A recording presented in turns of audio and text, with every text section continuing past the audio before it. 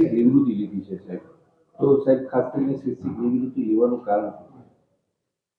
સ્વૈચ્છિક નિવૃત્તિ માટેનું આ કોઈ આકસ્મિક કે જૂનાગઢમાં આવીને કોઈ નિર્ણય લીધો હોય એવું બિલકુલ નથી.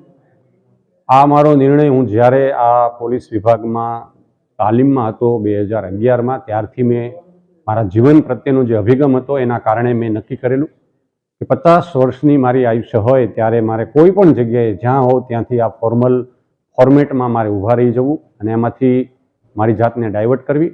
આ વિચાર મારા તમામ એ વખતના મારા બેચમેટ્સ ત્યારે પણ એમની સાથે શેર કરેલી.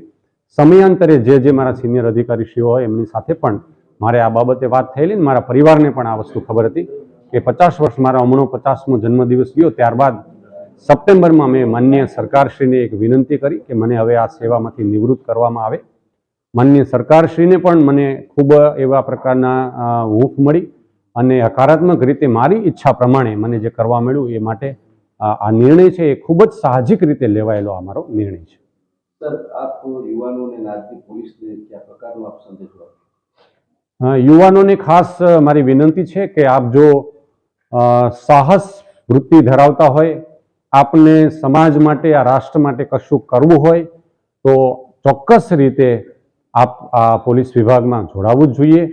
સાથે સાથે યુવાનોને મારી એક વિનંતી છે, જે અમે જૂનાગઢ જિલ્લામાં છેલ્લા 1.5 વર્ષથી જે અભિયાન ચલાવી રહ્યા છીએ કે ડ્રગ્સ જેવા દૂષણની સામે કાયદો અને માત્ર પોલીસ વિભાગ છે એની સક્રિયતા તો ખૂબ જરૂરી છે, પણ સાથે સાથે સમાજની જાગૃતિ, એ પછી કુટુંબ હોય, માતા પિતા હોય, શૈક્ષણિક સંસ્થા હોય કે દરેક ધર્મ અને જ્ઞાતિના સમુદાયના આગેવાન હોય, આપણે બધા સાથે રહીને જ્યારે આ કામ થશે તો મને એમ લાગે છે કે આપણા રાજ્યના અને દેશના યુવાનોને આપણે આ બધીથી દૂર રાખી શકશું.